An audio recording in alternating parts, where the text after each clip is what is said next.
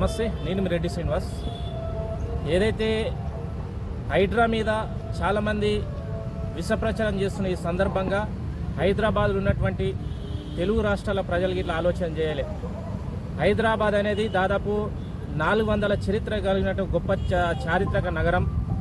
దాదాపు 3500 చెరువులు కలిగిన గత చరిత్ర ఇదంతా.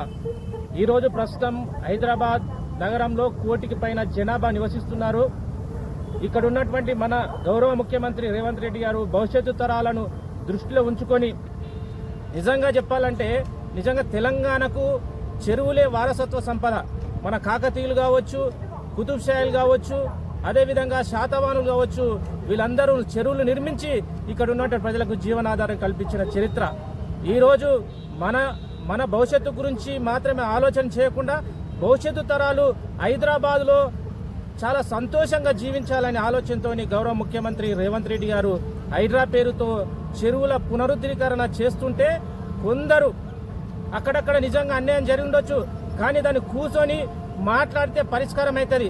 కానీ టీఆర్ఎస్ గులాబీ మీడియా కేవలం దీన్ని అక్కడ పేట ఆర్టిస్టులతో ఎవరైతే పైసలు ఇచ్చి రేవంత్ రెడ్డిని తిట్టండి, కాంగ్రెస్ ప్రభుత్వం తిట్టండి అని కేవలం పైసలు ఇచ్చి ఒక కల్పిత ఉద్యమాన్ని తెరపైకి తీసుకొస్తుంది.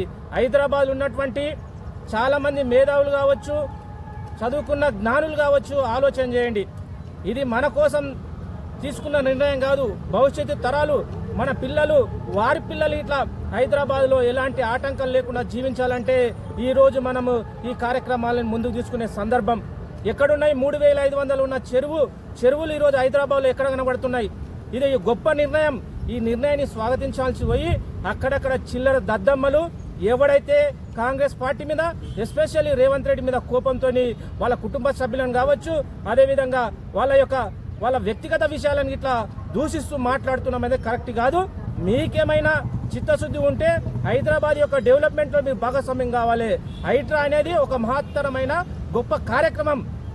దాదాపు 75 ఏళ్లకెళ్ళి సాహసోద్భుతమైన ఈ నిర్ణయాన్ని గౌరవించాల్సింది పోయి దీనిపై బురద జల్లుతున్న ఇలాంటి దద్దమ్మలకు ఖచ్చితంగా ఉస్మానియా యూనివర్సిటీ నుండి మేము హెచ్చరిస్తున్నాము.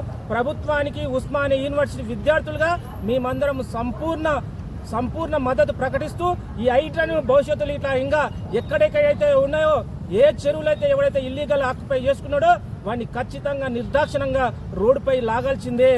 ఎందుకంటే ప్రభుత్వానికి సంబంధించిన, భవిష్యత్తు తరాలకు సంబంధించిన ఈ విషయం పట్ల ప్రతి ఒక్క జ్ఞాని ఎవరైతే జ్ఞానులు ఉన్నారో, మేధావులు ఉన్నారో వాళ్ళు దీన్ని హర్షించాల్సిందే, దీనికి సపోర్ట్ చేయాల్సిందే.